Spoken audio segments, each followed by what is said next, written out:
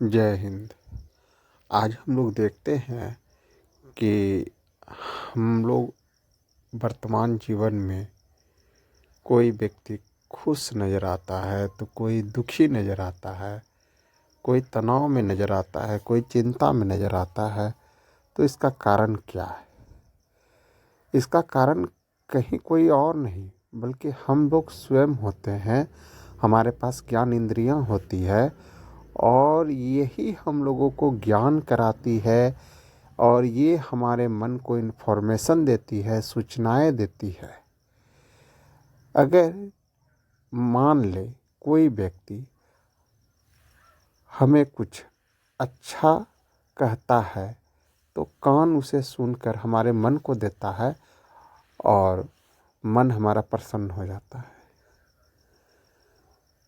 कुछ अच्छा सुगंध अगर जो है नाक द्वारा जो है भेजा गया तो मन प्रसन्न हो गया।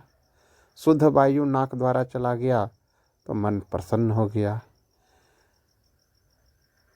इसके पश्चात अगर देखें तो अगर कुछ अच्छा देख लिए जो हमारे मन के योग्य है तो मन प्रसन्न हो गया। उसके बाद अगला आते हैं जीभ में, जो कि स्वाद देता है। कुछ अच्छा स्वाद मिल गया तो मन प्रसन्न हो गया। जीभ इसके अलावा बोलने का भी कार्य करता है। कुछ अच्छा बोला गया तो मन प्रसन्न हो गया। ठीक है, चाहे इससे दूसरे को दुख हो या सुख हो, उससे हमारा कोई लेना देना नहीं रहता है। और आज का समय में देखा जाता है कि अगर आप कुछ बोल रहे हैं और दूसरा कोई अगर दुखी हो गया उससे तो भी मन प्रसन्न। तो इस तरह का भावना हम लोग ले कर के जो है चलते हैं और ये पांचों ज्ञान इंद्रियों का कनेक्शन जो है हमारे मन से जो है जुड़ा हुआ होता है। जैसा भावना होगा हमारे अंदर, हमारे मन का, बस ठीक उसी प्रकार की अगर अनुकूल सूचनाएं अगर ये ज्ञान इंद्रियां मन को देती रहेंगी तो हम लोग वाह वाह वाह प्रसन्न।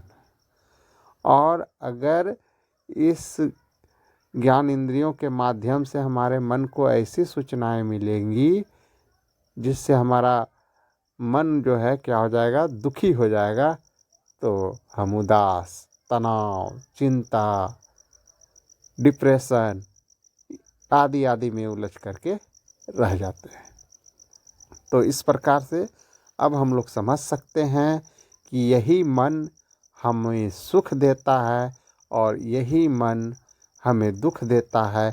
लेकिन इसका माध्यम क्या होता है? हमारी ये 5 ज्ञान इंद्रियां।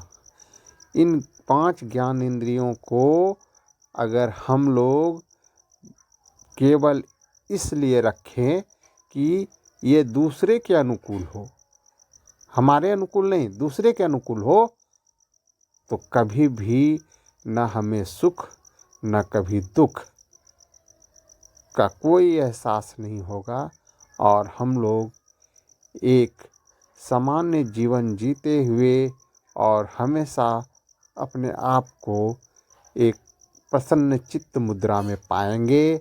जो महात्मा बुद्ध बोलते थे ना, मध्यम मार्ग, बस उसी स्थिति में हम लोग जो है अपने आप को प्राप्त करेंगे, जहाँ दुख से न कोई संबंध है न सुख से कोई संबंध है, केवल एक अनुभूति है वहाँ पर और एक प्रसन्न चित्त हमारी जो है स्थिति होती है।